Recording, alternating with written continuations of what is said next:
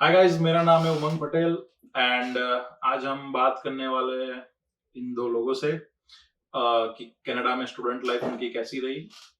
ये है आर्य जैन एंड ये है रोशन पटेल। बड़ी मेहनत से दोनों लोगों को आज इकट्ठा किया है मैंने पॉडकास्ट के लिए एंड अभी कनाडा में इस टाइम हुआ है कुछ अराउंड 12 बजे, बट इन दोनों के पास टाइम नहीं था तो बड़ी मुश्किल से इन दोनों को इकट्ठा किया है। सो रोशन ने ऑलरेडी स्टडी कंप्लीट कर ली है एंड आर्य को आए हुए 6 महीने हुए अभी कनाडा में एंड वो सेकंड सेमेस्टर में है। So let's start it.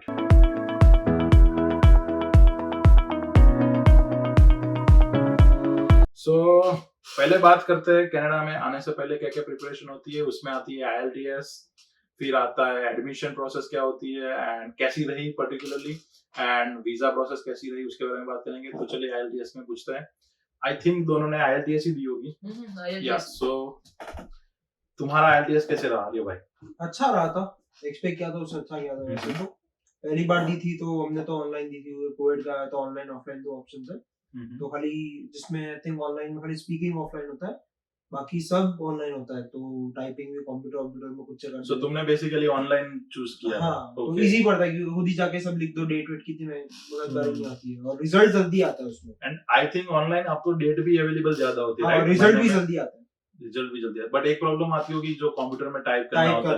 अगर ऐसे पर्सन हो कि जिसको टाइपिंग स्पीड अच्छी नहीं है तो वो नहीं कर सकता। बट इसमें एडवांटेज ये भी है कि अगर किसी बंदे की राइटिंग अच्छी नहीं है तो आई थिंक ये एडवांटेज बन सकता है। और ये भी अच्छा है कि यहाँ के तो जब टाइप ही करना होता है तो आदत पड़ जाती है। ओके, तो कितने बैंड आए थे आपके? 7.5 पहले ट्राई में। और आप इंग्लिश मीडियम से थे या हिंदी मीडियम? इंग्लिश मीडियम से। CBSE या दोनों ICSE CBSE कॉम्बिनेशन। चलो वो ओके। आपका कैसा रहा था रोशन भाई? हमारा तो हम गुजराती मीडियम से पर पहली ट्राई में आ गए थे 6.5।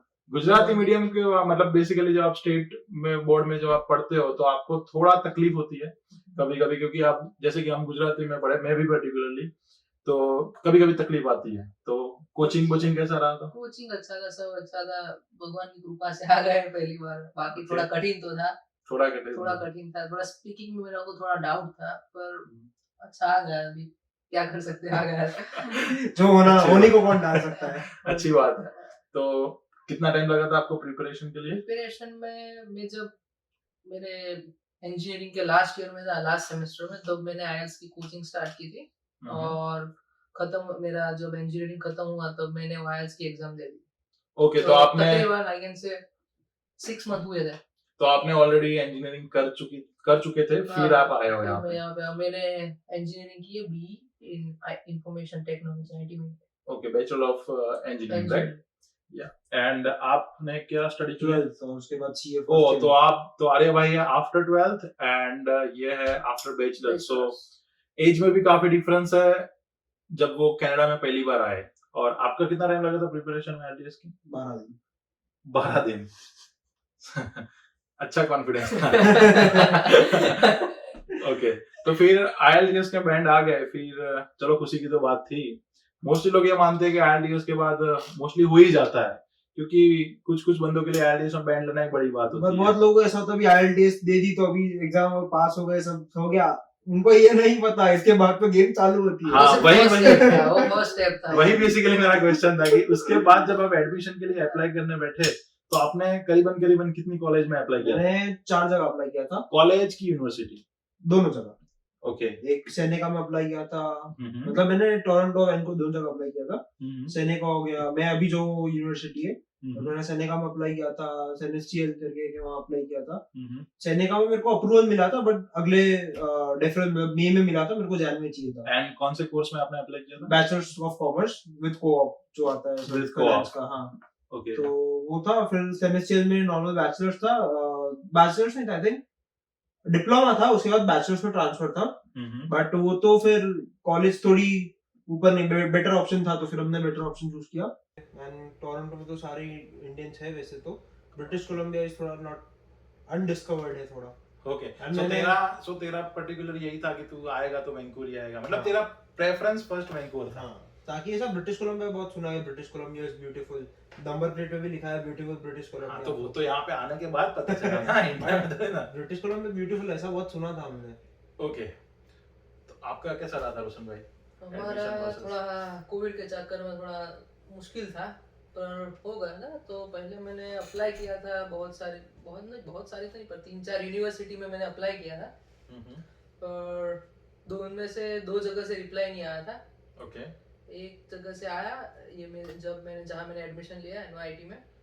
Sorry to disturb you, but इसमें कभी लोगों को एक क्वेश्चन होता है कि रिप्लाई आने का कितना टाइम तक आप वेट कर सकते हो, क्योंकि कोई कॉलेज 3 महीने में रिप्लाई देती है। डिपेंड्स करता है कॉलेज पे, पर मेरा इंजीनियरिंग कंप्लीट हो गया, मेरे को जल्दी आना था, और मेरी ये कॉलेज ने मेरे को दे दिया था रिप्लाई कि आपका एडमिशन हो गया है, ठीक है। मेरे फर्स्ट मैंने लिया था मई इनटेक के लिए, तो मई इनटेक में मेरा एडमिशन हो गया था। मैंने तब अप्लाई किया था, आई थिंक अगस्त में या सितंबर में मैंने अप्लाई किया था, और मेरे को मई इनटेक में मिला था एडमिशन।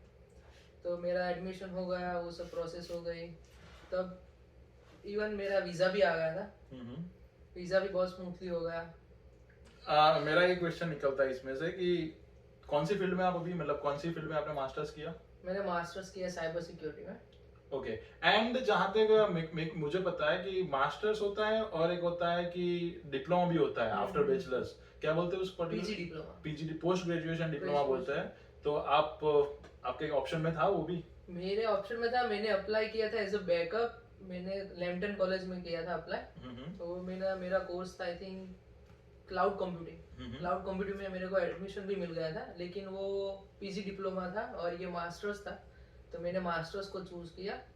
और वैसे भी सबको पता है कि वैंकूवर का वेदर अच्छा है, मतलब इंडिया जैसा है रिलेटिवली, इतनी ठंड नहीं है, बारिश है, ठंड नहीं है। तो आपका पहले से वैंकूवर फिक्स नहीं था? फिक्स नहीं था, पर जब मेरे पास ऑप्शन थे तो मैंने वैंकूवर को चुना, क्योंकि वेदर और दूसरा सब अच्छा था। ओके, एंड आपने जो एडमिशन प्रोसेस की खुद की थी कि विद एजेंट? ना, एजेंट से साथ की थी आपने? मेरे भी एजेंट थे। ओके, एंड अगर हमारे व्यूअर्स को आप कोई एडवाइस देना चाहते हो कि एजेंट के साथ करवानी चाहिए, मतलब एज पर योर एक्सपीरियंस कि खुद करनी चाहिए, क्योंकि उसमें SOP based statement of purpose भी लिखना पड़ता है आपको, and visa and admission purpose में मेन स्टेटमेंट ऑफ पर्पस पे ज्यादा फोकस किया जाता है। एंड अगर मैं थोड़ी डिटेल में बात करूं तो आपने की थी बैचलर्स, तो आपके करीबन बैचलर्स में तो आई थिंक जीपीए और सीजीपीए आते होंगे। सीजीपीए तो कितने थे आपके? मेरे सीजीपीए आई थिंक 8.9 थे आउट ऑफ 10, और आईटी में था मेरा। एंड एनी बैकलॉग्स थे आपके? नहीं, एक भी बैकलॉग्स नहीं था। और अरे भाई, आपके कितने परसेंटेज थे 12th में? 74 इन स्टेट बोर्ड। ओके, तो हाँ 74, एंड इसमें तो प्रोसेस इजी है, मतलब लेना एडमिशन। तो एडमिशन मिल गया, फिर नेक्स्ट प्रोसेस होती है, जहाँ तक मेरा मानना है कि आपको वीजा के लिए अप्लाई करना होता है। तो वीजा आपने कब अप्लाई किया था? जैसे कि फॉर एन एग्जांपल आपका जनवरी इनटेक हो, तो आपने कितना महीना पहले आपने वीजा अप्लाई करने के लिए डाला? मैंने एक्चुअली मेरा जनवरी इनटेक था, बट मेरा डिफरल देना पड़ा, क्योंकि मैं 15-20 दिन पहले डेट आ गई थी अप्लाई करने की, तो मैंने डिफरल के लिए अप्लाई कर दिया था। और 30 दिसंबर 2021 को मेरे को ऑफर लेटर आया, 31 दिसंबर को हमने अप्लाई कर दिया। ओके, एंड ऋषभ भाई आपके केस में क्या था? मेरा ये था कि मेरे को एडमिशन मिला था आई थिंक अगस्त या सितंबर 2019 में। फिर मैंने अप्लाई किया, तो मुझे ये एनवाईटी में से रिप्लाई आया कि आपका एडमिशन हो गया है, ये सब हो गया। तो फिर मैंने वीजा के लिए अप्लाई किया था आई थिंक 13 जनवरी 2020 को। तो आप यूनिवर्सिटी बताना रह गए थे, तो इनकी यूनिवर्सिटी थी New York institute of technology, Vancouver campus, Vancouver, और जो मास्टर ऑफ साइंस देती है, master of science in cyber security, means MSc you can से। तो फिर हाँ, आप कंटिन्यू कर सकते हैं। तो फिर मेरे वीजा के लिए अप्लाई किया मैंने, मतलब बायोमेट्रिक्स दिए थे 13 जनवरी 2020 को, और मेरा आई थिंक 15 या 16 को तो वीजा आ गया था, मतलब 2-3 दिन ही लगे थे, ज्यादा लगे नहीं थे। तो वीजा प्रोसेस तो मेरी स्मूथ थी, मुझे कोई इतनी दिक्कत आई नहीं है। तो आपका क्या मानना है आप दोनों का, कि मतलब आपको पूछा जाए कि आपको इनटेक से कितने महीनों पहले अप्लाई करना चाहिए, तो आप क्या बोलोगे? अगर आपको ऐसा फ्लाइट भी आपको ऐसा अच्छे प्राइस पे चाहिए और सब चाहिए, तो 6 महीने पहले चलना अच्छा है, क्योंकि 3 महीने आपका वीजा में जाएगा, और 3 महीने पहले आप अगर फ्लाइट बुक कर लो, अगर आपको एकदम सेफ खेलना हो तो, और आप 4-5 महीने पहले भी चालू करो तो 3 महीना वीजा प्रोसेस और 2 महीना ऐसा गैप लेके चल जाए क्योंकि लेट वेट हो गया और फ्लाइट की टिकट भी अपने 5 महीने पहले करा ली। और आपका?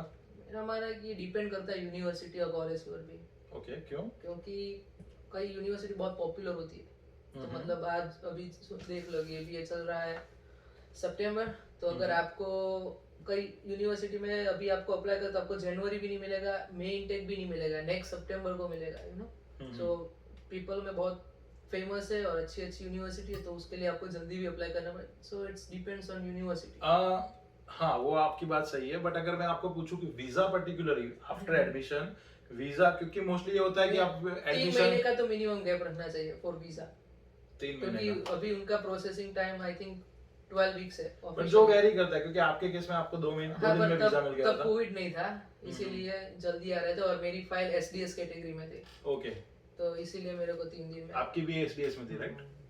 ओके, तो चलो आफ्टर अगर वीजा की आगे चले तो पर्टिकुलरली ये थोड़ा हम डिस्कस डिटेल में नहीं करेंगे, बट आप अपने व्यूअर्स को कोई सजेस्ट करना चाहोगे कि ये चीज आप लेके ही आओ कनाडा, पर्टिकुलरली अगर बात करें तो? क्योंकि जहां तक मानना है, मैं भी जब आया तब मुझे मेरे एजेंट ने बड़ी लिस्ट दी थी, इंक्लूडिंग कि ये रील्स लाइक कि टॉर्च लेके आओ एंड एवरी छोटी छोटी थिंग, जैसे कि हम कैंपिंग पे जा रहे हो तो आप पर्टिकुलरली बताइए कौन सी मेन चीजें जो लेके आए और वो मतलब कौन सी चीजें कि आप इग्नोर भी कर सकते हो? पहले तो अगर आप समर में आ रहे हो तो ठंडी के कपड़े मत लेके आओ। ओके, जैसे जैकेट ले लिया, टोपी ले ली, वो सब मत लेके आओ, क्योंकि यहाँ के वैसे भी नए खर्चे होने ही है। बेफालतू में सामान 23 किलो मतलब जो भी 2 बैग उसमें सामान जाएगा और वो चलेंगे भी नहीं यहाँ पे ज्यादा। दूसरे हो गए समर के कपड़े, ठीक है जितने लेके आ सको अच्छा है, क्योंकि स्टार्टिंग में इतना खर्चा नहीं होता है। और दूसरा फिर यूटेंसिल्स तो डिपेंड करता है आप कहाँ रहने वाले हो, कहाँ नहीं रहने वाले हो, उनके पास क्या यूटेंसिल्स है, तो आपको उनको जरूरत है भी नहीं है, आप में सामान में जगह है, पार्सल में मंगवाने वाले हो, डिपेंड करता है बाकी सब। तो ओ आप पार्सल भी, सो आप ऐसे सुना कि पार्सल भी आप ऐड करवा सकते हो पीछे से, and any other things? Probably थोड़े बहुत कैसा गारमेंट्स हो गए, रुमाल हो गए, वो सब लाना इम्पोर्टेंट है। ओके, एंड रोशन भाई आप क्या बोलना चाहोगे इस पर? मेरे मुताबिक कपड़े हो गए, एक तो कपड़े तो लेना ही चाहिए, फिर हो गए बर्तन, ओके, फिर हो गए बर्तन में सभी नहीं बोलूंगा मैं, लाइक चम्मच और वो सब, वो यहाँ पे डोलोरमा में बहुत सस्ते मिल जाते हैं। ओके, पर वो जो अपने लाइक कुकर हो गया, फिर वो सब कढ़ाई हो गई, वो सब सही है, वो सब लेके आओ। और फिर स्पाइसेस है, स्पाइसेस में है, क्योंकि यहाँ पे नमकीन अगर तुमको शौक हो नमकीन चीजों ऑफ कोर्स, और मेन स्पाइसेस भी है, स्पाइसेस भी लेके आओ। और कुछ दवाइयाँ जो इमरजेंसी के लिए जो और दवाई लाओ तो प्रिस्क्रिप्शन लेके आना। हाँ, कि कभी-कभी जब आप फ्लाइट अटेंड करने जाते हो तो यहाँ की बॉर्डर पे या तो इंडिया की बॉर्डर पे भी मोस्टली पूछते हैं कि आप इंडिया में ज्यादा नहीं पूछेंगे, यहाँ पे एंड मेरा एक कंफ्यूजन था कि मैंने ये सुना है कि आप पाउडर आपको कैरी नहीं करना चाहिए, हाँ, स्पेसिफिकली सॉल्ट, शुगर जो पाउडर होता है, सॉल्ट और शुगर दोनों, हाँ, तो आप ये भी ध्यान रख सकते हो।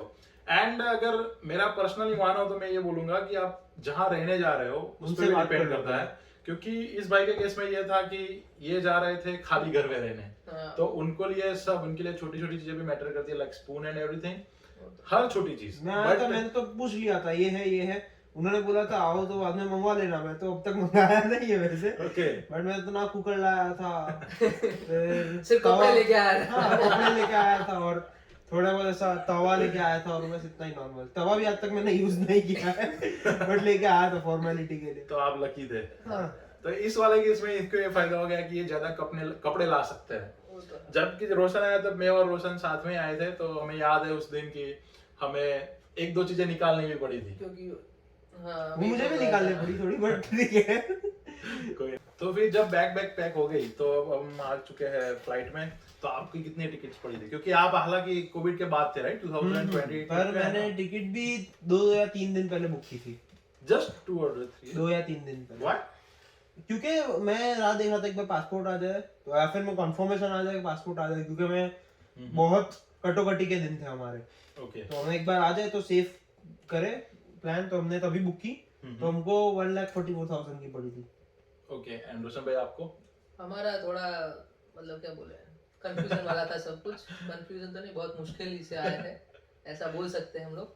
सो हमारे वाले केस में यह था कि वीजा सब स्मूथ गया था, वीजा तो आई थिंक हमें 2 दिन में मिल गया था, बट सबसे ज्यादा हमें तकलीफ पड़ी थी फ्लाइट बुकिंग Flight से लेके booking वो में। सब, क्योंकि मैंने फ्लाइट बुक करवाई थी जनवरी 2020 में, फिर आया कोविड। मैंने फ्लाइट बुक करवाई थी 5th of May, 5वीं मई की मैंने करवाई थी 2020। हाँ, तो तब कोविड आ गया, सब कुछ बंद हो गया, फ्लाइट्स बंद थी, सब कुछ बंद था। तो फिर मैंने सेमेस्टर डेफर ले लिया। तो फिर अभी मेरा मई इंटेक हो गया, सितंबर इंटेक। तो वो फ्लाइट तो गई, वो फ्लाइट के पैसे तो अटके ही थे। मतलब वो पहले मेरी फ्लाइट मेरे को पड़ी थी तकरीबन 63,000 from Ahmedabad to Delhi and then Vancouver. Okay, नहीं आई थिंक फ्रैंकफर्ट था। नहीं वो अहमदाबाद टू दिल्ली, फिर था पेरिस, और पेरिस से लेके था फ्रैंकफर्ट इज यूएस ब्रो। हाँ, Frankfurt is Germany. Oh yes, sorry. हाँ, फिर तो फिर ऐसी कुछ फ्लाइट थी मेरी, तो वो तो हो गई मतलब कैंसिल। तो उसका पैसा अटका था साइड में। फिर मेरा 3 महीने बैठा रहा घर पे। वो जो लॉकडाउन का टाइम था। हाँ, लॉकडाउन का टाइम था। फिर मैंने सेमेस्टर भी डेफर किया था, तो तब भी मैं बैठा रहा, मतलब मई से लेके सितंबर तक। फिर जब आने का हुआ तब वो वंदे भारत मिशन स्टार्ट हुआ था। ओके, तब कुछ फ्लाइटें आती थी, मतलब स्टूडेंट वीजा हो गए और एसेंशियल पर्पस के लिए। एंड मुझे याद है वो सिर्फ एयर इंडिया के द्वारा एयर इंडिया था। हाँ, एयर इंडिया सिर्फ था। एंड टिकट भी अराउंड 60,000 की थी, 60 भी नहीं, लेस देन दैट थी। नहीं, टिकट बहुत महंगी थी। वंदे भारत की भी? हाँ, वंदे भारत की भी बहुत महंगी थी। हम लोग आए थे एयर इंडिया में, लेकिन डायरेक्ट फ्लाइट मिल ही नहीं रही थी, क्योंकि बहुत शॉर्टेज थी। ओके, तो मोस्टली बुक्ड होती थी। सब बुक ही होती थी। हमने बहुत चक्कर काटे ऑफिस होके, एयर इंडिया के ऑफिस में गए यार, फिर कितने 15-20 तो एजेंट के पास गए। बहुत मुश्किल वाला समय रहा था वो, मेरे को याद है अभी भी। फिर ऐसे घूमते घूमते एक एजेंट के पास गए, उन्होंने एक फ्लाइट बताई, वो थी एयर इंडिया की। पहले अहमदाबाद से दिल्ली एयर इंडिया, फिर Delhi to Frankfurt Air India, Frankfurt Germany वाला। फिर वहां से हमने ली थी लुफ्तांजा, नहीं एयर कनाडा थी, एयर कनाडा। फिर वहां से हम लोग आए Toronto, you can say Toronto not Toronto. फिर वहां से हम वैंकूवर आए। टोटल हमारी जर्नी हुई थी आई थिंक 72 आवर्स। ओके, हाँ, सो बहुत लंबी थी। और टिकट हमारी हुई थी अराउंड 1 लाख के ऊपर हो गई थी, 1,05,000 समथिंग लाइक दैट। ओके, ऐसे कुछ हो गई थी, which is normal now. But जब मैंने पहली बार की थी बुक, तब किडनी पे पेन हुआ था। 62,500 ऐसा कुछ ही था। बट आई थिंक अगर आप पहले से बुक करते हो तो आपको फायदा होता है। पर अभी भी होता है, पर ऐसा जितना उसने 1,05,000 में किया, पहले से करके रखो तो आई थिंक अगर रिटर्न आने का हो तो रिटर्न भी अपना फ्लाइट भी नहीं थी, मतलब महीने में 2 या 3 फ्लाइट आती थी वैंकूवर। बट आप तो कोविड की बात कर रहे हैं, मैं अभी की बात कर रहा हूं। अभी तो है, अभी तो अगर आप पहले से करो तो 80,000 70,000 के आसपास मिल जाए। तो चलो, तो जैसे आपने सुना रोशन भाई की स्टोरी थोड़ी स्ट्रगल वाली थी। तो आफ्टर जब आप कनाडा में लैंड हुए, तो जब आप सो गाइस, ये होता है कि स्टूडेंट परमिट आपको, सो स्टूडेंट वीजा अलग होता है एंड स्टूडेंट परमिट अलग होती है। सो वो आपको मिलता है बॉर्डर पे। तो आपको उसके लिए कैसे कैसे क्वेश्चन पूछे गए थे बॉर्डर पे? क्वेश्चन तो मुझे कुछ ऐसे खास नहीं थे, बस यही कि कौन सा प्रोग्राम है और कब खत्म हो रहा है।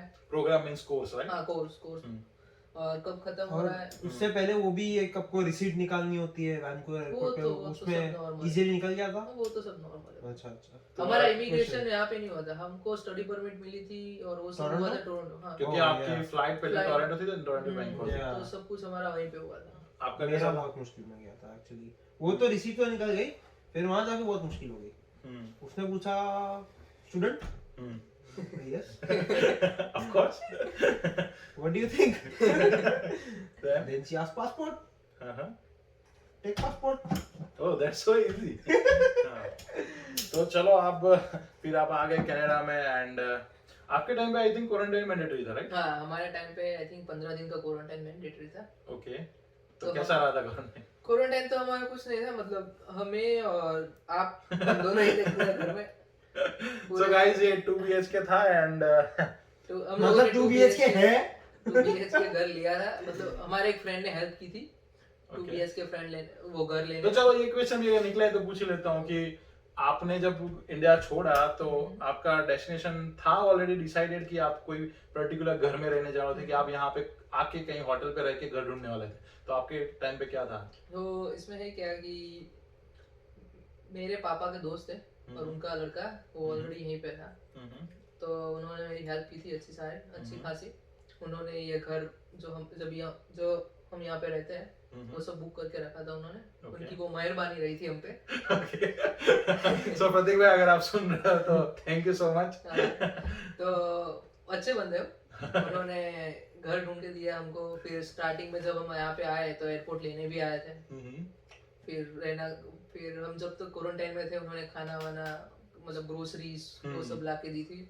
गाइस यहाँ पे वो सबसे ज्यादा मैटर करता है, क्योंकि अगर आपको कोई बंदा देने वाला है नहीं ग्रोसरीज एंड सब, तो क्या होता है कि आपको ऑनलाइन ऑर्डर करनी पड़ती है। एंड और वो जब थोड़ा स्टार्टिंग में आपको कुछ पता भी नहीं होता, सो थोड़ा वो टेंशन वाला होता है। एंड हमारी बैक माइंड में वो भी चलता है ना कि CAD to INR हम कन्वर्ट करते रहता है। सो एक वो भी होता है। एंड तो फिर कुकिंग बुकिंग आपने 14 दिन घर पे ही किया? हाँ, हम स्टार्टिंग में तो क्या खा रहे थे, सुबह मुझे याद है हम लोग दूध गरम करते थे, फिर वो क्या बनाते थे, बॉर्नविटा नहीं, ब्रेड बटर। हमने ब्रेड बटर बहुत खाया पूरा क्वारंटाइन हमने ब्रेड बटर में निकाला। और जो नाश्ता इंडिया से लेके आए थे वो, और थोड़ी कुछ ग्रोसरी उन्होंने दी थी, मतलब वो सारा वो आलू प्याज वो सब हो गया, वो फिर मिल्क हो गया, तो उससे हम लोग चाय बनाते। फिर शाम को तब तो नए आए थे, कुछ बनाना इतना आता नहीं था, यूट्यूब पे से देख के कुछ नया एक्सपेरिमेंट करते। अच्छा खासा जैसे मैं रोज तुम लोगों के साथ करता हूँ। सो वो टाइम पे अगर फिर याद है कि हमारे कपड़े से ज्यादा हम ये सब चीजें लेके आए थे, क्योंकि हमें क्वारंटाइन के लिए चाहिए। आटा हो गया, आटा तो मैं स्पेसिफिकली बेसन या something like that, not particularly आटा, राइस और दाल वो सब लेके आए, इसलिए हमारी बैग जल्दी भर गई थी। एंड तुम्हारे एंड हाँ, ये खास क्वेश्चन था मेरा कि कितना रेंट पड़ा था जब पहली बार आपने?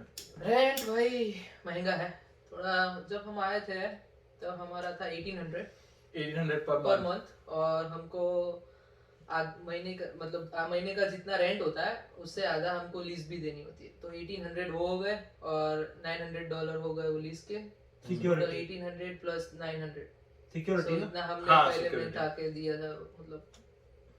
मतलब पर पर्सन कितना होगा? पर पर्सन 900 और 450 2700 डिवाइड बाय 2 1300 थे आधे इसके थे। तो एंड आप इंडिया से कितने रुपए डॉलर लेके आए थे? इंडिया से हम लोग लेके आए थे आई थिंक 1500 कैश लेके आए थे, और यहाँ से पे आके फिर GIC आई थी 2000। हाँ, सो गाइस ये होता है कि जब आप पहली बार यहाँ पे आके अकाउंट ओपन करते हो तो आपके खाते में 2000 GIC पहली बार ही आती है, फिर 750 या 650 समथिंग पर मंथ आती रहती है एक साल। सो ओके, तो आपके पास थे 3500, उसमें से आपने ऑलमोस्ट पहले तो वही डाल दिए। पर हमारे जो जैसे हमने बोला वो दोस्त की कृपा रही थी हम पे। ओके, तो उन्होंने स्टार्टिंग में अच्छी खासी हेल्प कर दी थी, तो उसमें वो सब हो गया था, तो चल गया, मतलब इजी रहा। पर मेन उसके बाद का है जो आप मुझे नेक्स्ट क्वेश्चन पूछोगे, मेरे को मालूम कि 2 BHK में 2 ही बंदे रहते हो क्या? वो मैं आपके पास वापस में आता हूँ थोड़ी देर में। उसके पहले हमारे भाई के साथ चलते हैं। अरे भाई, आपका कैसा रहा था? घर पहले से डिसाइडेड था? मेरा एक्चुअली बहुत कठिन था मेरा। घर मिल नहीं रहा था, मार्केट प्लेस पे कोई रिप्लाई दे नहीं रहा था। तो आप खुद ट्राई कर रहे थे? हालांकि आप लकी हो, मेरा मानना है कि आपको पता भी था कि मार्केट प्लेस पे घर मिलता है। मार्केट प्लेस यानी फेसबुक में एक मार्केट प्लेस नाम का ऑप्शन आता है जो इंडिया में इतना पॉपुलर नहीं है, बट यहाँ पे पॉपुलर है। उसपे आप घर एंड सब यूज चीजें मिलती है, तो आपको पता है, वही बड़ी बात थी। और दूसरी एक वेबसाइट थी, मेरे को नाम याद नहीं है फिलहाल, बट हाँ, बट वो सब पे रिप्लाई आ नहीं रहे थे। बहुत मेल किए, बट रिप्लाई का कुछ संबोधना नहीं था। सो गाइस, यहाँ पे क्या होता है कि जब आप पहली बार घर लेने जाते हो तो आपके अगर कोई नेटवर्क में ना हो, किसी को पहचान दे, तो वो लोग आपसे पहले तो क्रेडिट चेक करते हैं, रेफरेंस मांगते हैं। बिना इन कनाडा पहली बार आते तो आपकी कोई क्रेडिट होती नहीं जैसे कि, एंड आपका कोई वर्क भी नहीं होता, क्योंकि यहाँ पे लोग आपका क्या बोलते हैं उसको, बैंक स्टेटमेंट भी कभी कभी मांगते हैं कि आप पे कर पाओगे कि नहीं। एंड लीज यहाँ पे मिनिमम अगर आप 1 to 1 जाते हो तो वो आई थिंक कम ही मिलती है, अदरवाइज आपको 6 मंथ लीज साइन करती पड़ती है, आप 12 मंथ 8 या 12 मंथ साइन करती पड़ती है आपको। तो फिर मैंने मेरी फ्रेंड को बोला जो टोरंटो में, तो उसका एक फ्रेंड यहाँ पे था, ओके, और वो जो पहले से यहाँ रहता था बट वो शिफ्ट हो गया फिर, तो उसने बोला मेरी पुरानी जगह है, मैं उनको पूछ लेता हूँ। तो उसने मेरे को ये भाईबंद का नंबर दिया, तो मैंने इनको मैसेज किया, भाई बहुत परेशान फोटो किया छोड़ो, मेरे पहले रेंट बोल दे।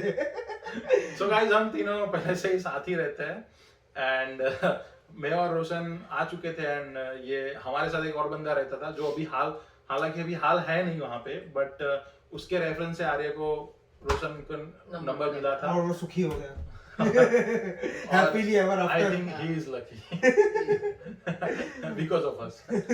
या तो फिर क्या था रेंट आपका? रेंट एक्चुअली इन्होंने मेरे से डिपॉजिट लिया, सिक्योरिटी ली, डिपॉजिट फिर मेरे से एक्स्ट्रा पैसे वसूले। मजाक की बात साइड में, हाँ, आप उन्होंने एक्चुअली, मैंने उनको पूछा था डिपॉजिट लोगे, पर उन्होंने ना बोल दिया पहले, और उन्होंने पूरा घर साफ करके घर का फोटो भी भेजा। हाँ मुझे याद है उस टाइम में रोशन जब मुझे आके बोलता है कि भाई हमें घर साफ करना पड़ेगा। सो मैंने बोला क्यों? तो रोशन ने बोला कि जो हमारे प्रधान साहब आ रहे हैं उनको घर देखना है। हमारे वाले केस में यह था कि because of Covid and everything घर मिलना तो ऑलमोस्ट इम्पॉसिबल है विद इन 15 डेज। तो हमने जो मिला वो ले लिया, क्योंकि हमने तो फोटो भी नहीं देखी थी। क्योंकि अगर उस टाइम पे 1800 रेंट था, दैट मींस कि मैं और रोशन दो ही थे उस टाइम पे, तो हम $900 तो रेंट पे कर रहे थे, विच इज वेरी हार्ड। तो इस प्रधान साहब को फोटो चाहिए था, मुझे याद है वो भी दिन। तो फिर आपने फोटो देखा, फिर बस हमने हाँ बोल दी। फिर आपने हाँ बोल दी। मैं तो रेंट, मैंने एक्चुअली मेरे को 2 घर मिले थे, एक सरी में मिला था। ओके। तो पहले तो इतनी नॉलेज थी नहीं कि एरिया क्या था, पर एक सरी में मिला था जिससे आने का टाइम 1.5 घंटा था। सो सरी यहाँ से वैंकूवर डाउनटाउन से अगर काउंट करें तो 35 किलोमीटर या 40 किलोमीटर करीब 1.5 घंटा लगता है इन मेट्रो। सो अगर आप आते हो बाय पब्लिक ट्रांसपोर्टेशन तो आपको 1.5 घंटा लगता है। हाँ, और यहाँ से 15-20 मिनट है। ओके। तो पहले तो मैंने ये देखा, और मेरे को ये पता था कि अगर सरी में रेंट कम भी दो तो $100 ज्यादा देना पड़ता है फॉर मेट्रो, क्योंकि जोन अलग होता है वैनकूवर का, ये मेरे को पता था। तो फिर मैंने वो सोचा कैलकुलेट किया, वहाँ पे रेंट कम था भले, बट ट्रैवलिंग टाइम बच रहा था और पैसा भी फिर जाना तो ऊपर नीचे करके उतना ही था। तो मैंने उनको हाँ बोल दिया, इन्होंने 400 रेंट बोला था, यूटिलिटी ऊपर अफोर्डेबल था, तो हमने हाँ बोल दिया। And at the end, this is destiny, right? So हमें मिलना ही था। हाँ।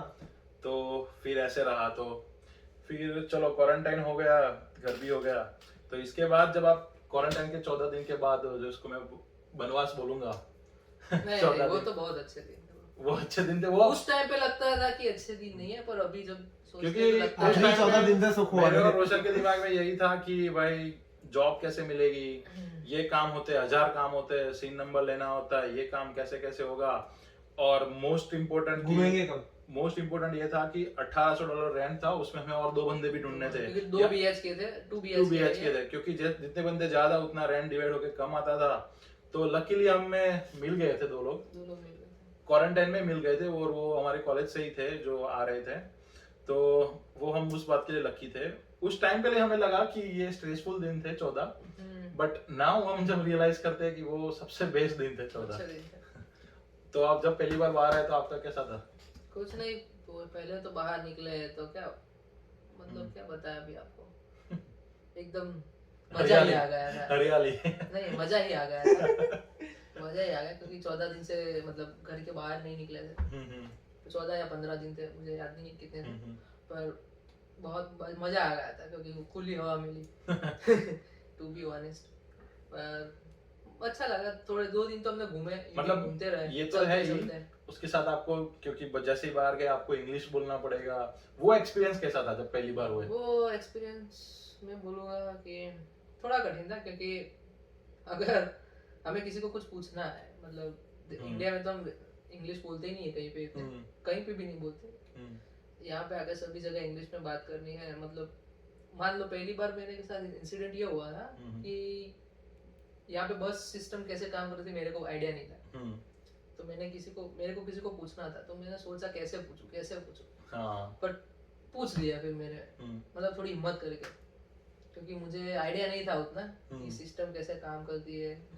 मैंने तो अभी आपको पता है, तो जब हम बस में एंट्री करते तो तभी एक ही बार वो कार्ड टैप करना होता है। मैंने जब गया तब भी किया, एग्जिट किया तब भी किया। तो थोड़ा ऐसा कॉमेडी वाला सीन होता रहता था, पर ठीक है। मुझे याद है वो किस्सा, जब हम पहली बार निकले तो हम पहले दिन, काम तो बहुत थे क्योंकि हम 14 दिन बैठे रहे थे, और वो थोड़ी अंदर से वो होता है कि जल्दी से काम खत्म करना है, जॉब ढूंढना है, कॉलेज भी जाना है। तो हम पहले ही दिन जैसे ही बाहर निकले, 15वें दिन हम गए सीधा बैंक। तो पहली बार जब हम बैंक में गए एंड यहाँ जो आपको ट्रीट करते हैं ना एज अ जब क्योंकि अकाउंट खुलते हैं वो आपको लेने आते हैं एंड क्योंकि हम थे इंडिया में पहले, इंडिया में यू नो गाइस की एसबीआई में कैसे बिहेव होता है एंड सब, सो वो पहले मेरे लिए शॉकिंग था क्योंकि वो बंदे आपको पानी पिलाते हैं, सामने से वो पानी लेके आते हैं, जो बैंकर होता है वो थोड़ा मेरे लिए शॉकिंग कुछ गलती हो जाए तो 10 बार सॉरी बोलेंगे, एक मेल भी करेंगे सॉरी का। फिर मैं आपको बोलूंगा कि क्या फर्क पड़ता है मेरे एनवायरमेंट का, कि इंडिया में अगर आपको रास्ता क्रॉस करना है ना तो आप चले जाते हो, या तो आपके पास पर्टिकुलर जब सिग्नल होता है जिब्रा क्रॉसिंग पे चले जाते हो, बट हम थे नए, मुझे याद है वो किस्सा कि यहाँ पर आपको रास्ता क्रॉस करना है तो आपको एक बटन प्रेस करना पड़ता है सिग्नल पे, वो बटन प्रेस करोगे तो ही आप पेडेस्ट्रियन के लिए वो पर्टिकुलर वे खुलता है और वो सिग्नल होता है पर्टिकुलर, तभी आप जा सकते हो। तो मैं और रोशन मेरे को याद है 15-20 मिनट तक वहीं खड़े रहे और हम वेट कर रहे थे कि वो ऑटोमेटिक ऑन हो, बट फिर हमें पता चला कि ये ऑन होगा नहीं। फिर एक इंडियन लड़की आई उस दिन एंड उसने दबाया, फिर हमें जाके पता चला कि ओ भाई ऐसे भी काम करता है, तो लड़की भी हम पे हंसी, बट इट्स ओके। तो आपका कैसा था आर्या भाई जब आप बाहर निकले? तो जब मैं पहली बार बाहर निकला मेरे को याद था ऐसे, मैं आई थिंक दोपहर के 2 या 3 बज रहे थे, तो आया था रूम में, तू कहाँ जा रहा है, बैंक जा रहा है, मैं छोड़ दूं, मैंने बोला ना ना तू निकल, मैं निकलता हूँ। तो मैं अकेला गया था, पहले कार्ड लेके आया मैं, फिर मेरे को देखना था बस कैसे काम करता, मैं तेरे साथ तो पता नहीं चलता, तो मैं अकेला निकल गया, फिर ऐसा टैप है मैंने भी सेम किया। मेरे को तो एक और चीज ही पता थी, मेरे को महीने बाद पता चली, और मैं मतलब मेरा काम ज्यादा मेट्रो में था, ट्रेन में बस में कम था। तो एक दिन मैं बस में आ रहा था तो मेरे को पता नहीं था डोरी खींच रहा होता है, स्टॉप बटन दबाना होता है स्टॉप के लिए। ओके स्टॉप ही नहीं की 2 स्टॉप तक। तो गाइस ये होता है कि जब भी आपको जैसा कि मानो कि 10 स्टेशन है तो बस ऑटोमेटिकली कहीं भी खड़ी नहीं रहेगी, आपको खींचनी पड़ेगी डोरी कि आपके नेक्स्ट स्टेशन पे उतरना है, तो वो सिग्नल जाएगा ड्राइवर को, क्योंकि यहाँ पे कंडक्टर होता नहीं, सिर्फ ड्राइवर होता है, एंड वो सिग्नल मिलने के बाद कंडक्टर वो स्टेशन पे खड़ा रखता है, ड्राइवर खड़ी रखता है, तो लेके गया मेरे को 2 स्टेशन वापस है। तो मेरा ये क्वेश्चन है कि जब आप निकले तब मतलब जो शुरुआत का महीने का टाइम था, होम सिकनेस या घर की याद आ रही थी? ज्यादा नहीं एक्चुअली, वो नया नया निकला तो ऐसा शौक होता है कि ये घूमेंगे वो घूमेंगे, तो इतना ज्यादा अभी तक तो लगा नहीं है, क्योंकि अभी तो स्टार्ट है, आगे जाके में भी लगेगा, देखते हैं। और मुझे लगता है कि तुझे तो घर से ही निकाला था किसी तो था नहीं, बट एंड वेदर की वजह से कोई प्रॉब्लम? ना ना ना, मेरे को ठंड पसंद है, इसका कोई इशू नहीं इतना, एक जैकेट मिल गया था मेरे को, मतलब बॉडी में कोई सर्दी वर्दी में कोई मेरे को एक्चुअली इंडिया में ज्यादा सर्दी होती थी, मेरे को गर्मी के दिन में मतलब गर्मी में सर्दी हो जाती थी, बट यहाँ की सर्दी नहीं हुई। ओके, तेरा भाई? नहीं अपना तो सही सब जा रहा है, क्योंकि हम दोनों थे कोई घर की याद आज तक नहीं है, धीरे धीरे ज्यादा कैजुअल हो गए। सो गाइस ये था हमारा वीडियो एंड आज हमने बात की अपनी स्टूडेंट लाइफ पे, सो मजा आया गाइस, आई होप आपको भी मजा आया, और आपको जो भी क्वेश्चंस और कमेंट लाइक करते जाओ, शेयर करते जाओ, एंड सब्सक्राइब तो आप कर ही लिया होगा आपने क्योंकि आपको मजा आ ही रहा होगा 3 यंग बच्चों की बातें सुन के। अगर ये बच्चा ही है बट इसको हम मान लेते हैं कि थोड़ा भाई है हमारा, वैसे मानते नहीं बट मानना पड़ता है, वो वाली बात आ गई। सो कमेंट कीजिए अगर आपको किस टॉपिक पे नेक्स्ट वीडियो चाहिए, हम हमारा वक्त देना की कोशिश करेंगे as much वी कैन। सो मिलते हैं नेक्स्ट वीडियो में, थैंक यू। बने रहे, नहीं सावधान रहे, सतर्क रहे, बने रहे।